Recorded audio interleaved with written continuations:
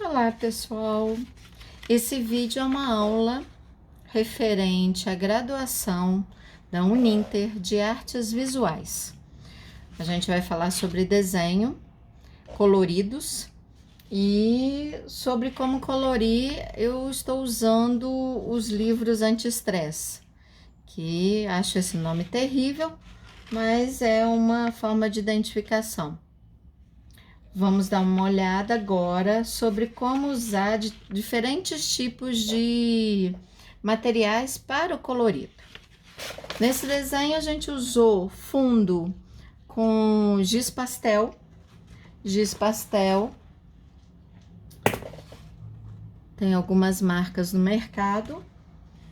Ele geralmente vem nesse formato. Giz pastel pode vir em fluorescente também. Então, a gente tem algumas opções de giz pastel. Então, esse é um tipo de fundo de giz pastel. Ah, não sei colorir. Vamos aprender a usar um fundo bem diferenciado. Nesse outro, eu tenho giz pastel também no fundo. Existe um degradê, uma nuance. E aí vai da criatividade também de cada um.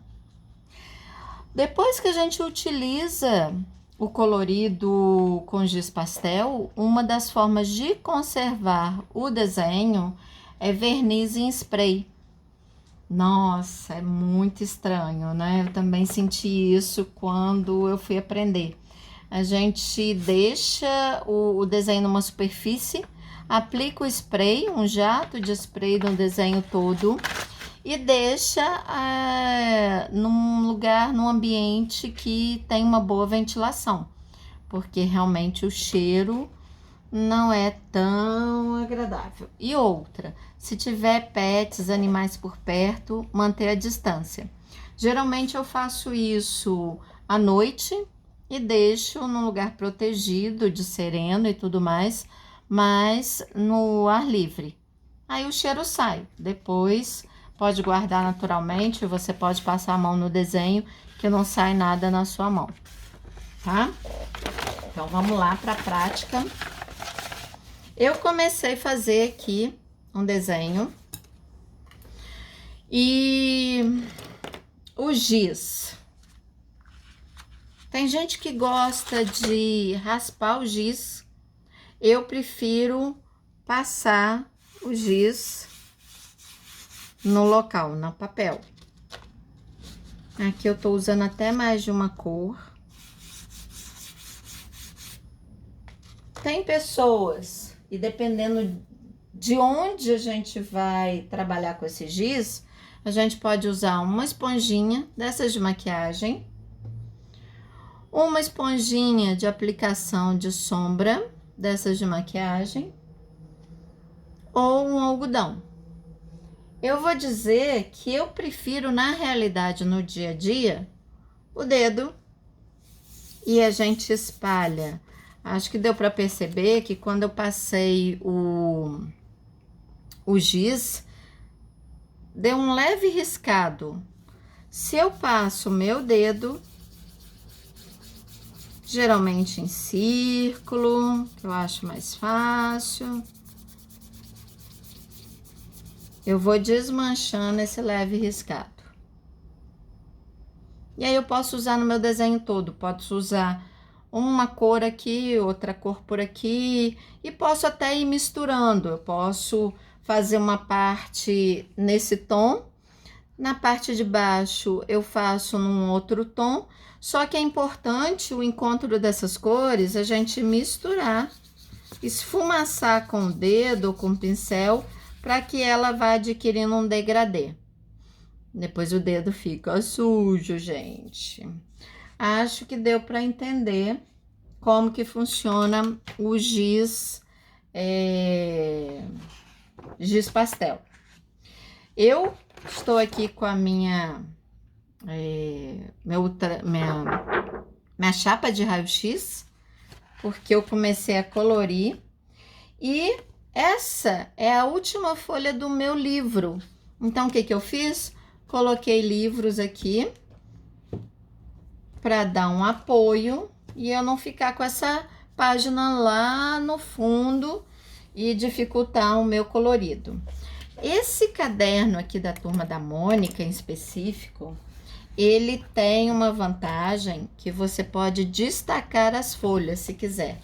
Aqui tem um picote e a gente pode destacar. Outra vantagem é que atrás não tem nada.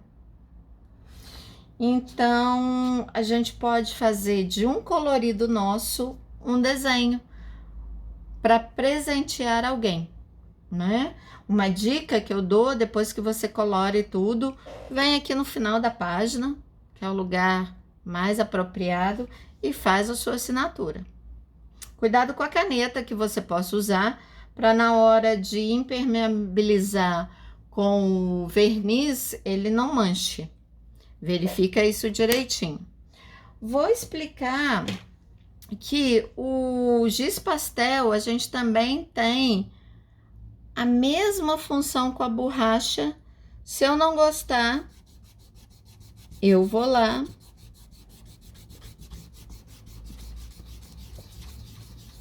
e apago igual lápis de cor,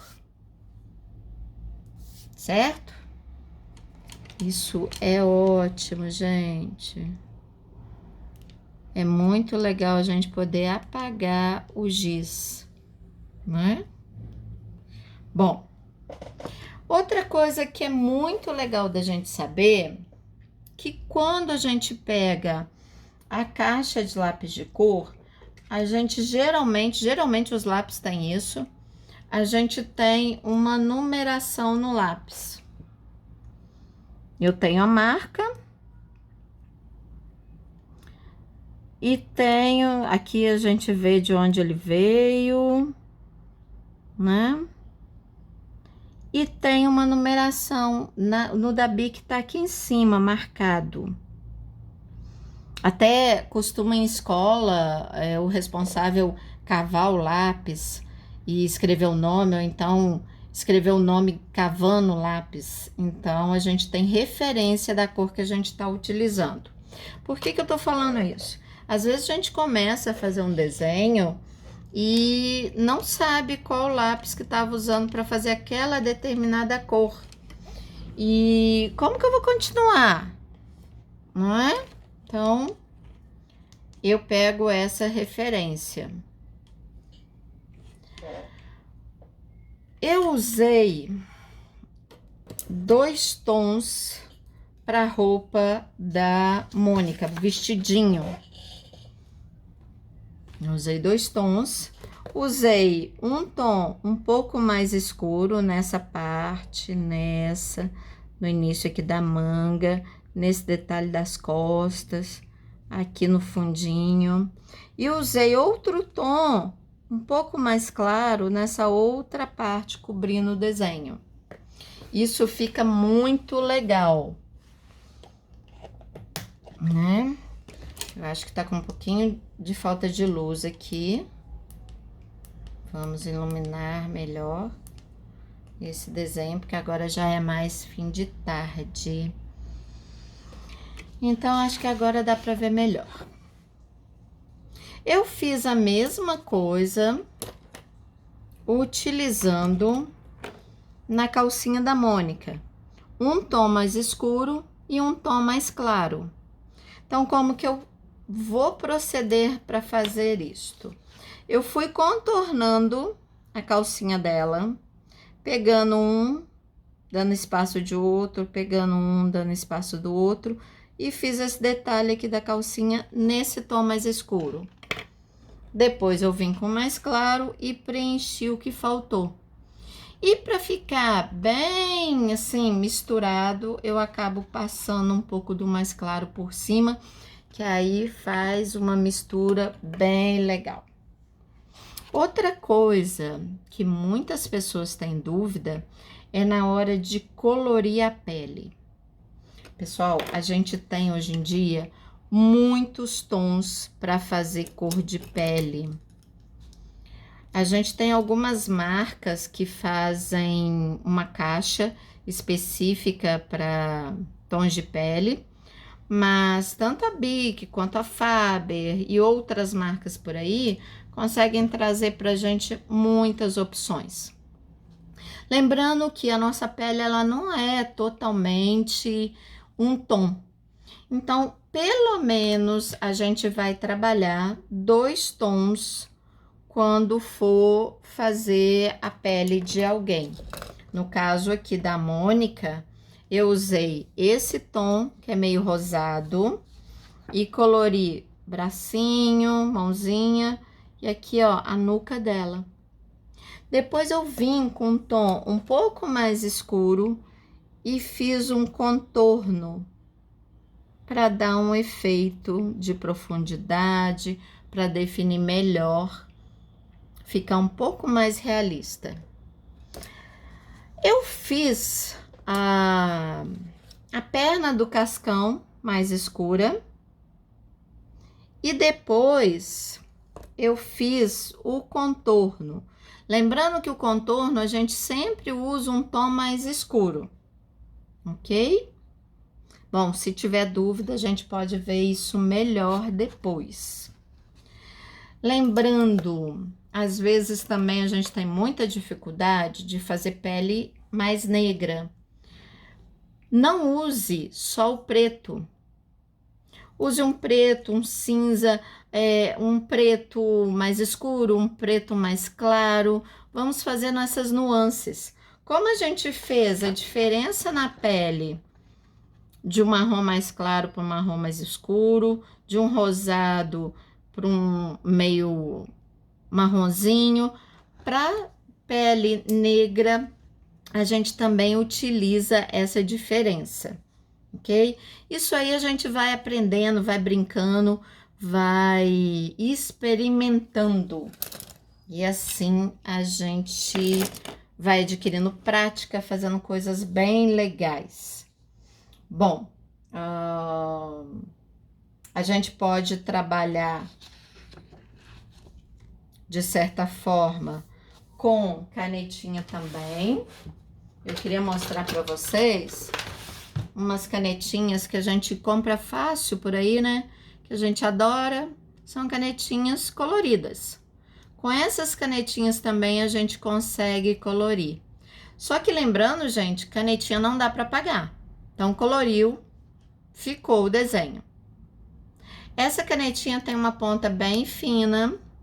Então, lembrar também de não ficar forçando no desenho. Da mesma forma que eu pego o lápis na diagonal, eu vou pegar a canetinha na diagonal e colorir levemente, sem forçar, sem marcar a linha da caneta no desenho. Eu acho que eu tinha um papel por aqui. Vou pegar um papel para poder mostrar para vocês como que a gente deve ou não fazer.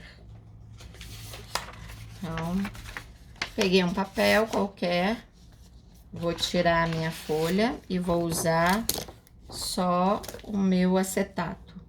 Então, eu vou colorir sem forçar.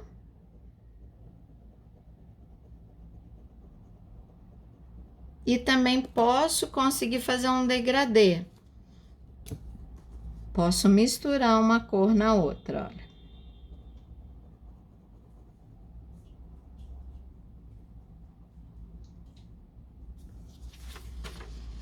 Com a canetinha dá um brilho diferente do desenho.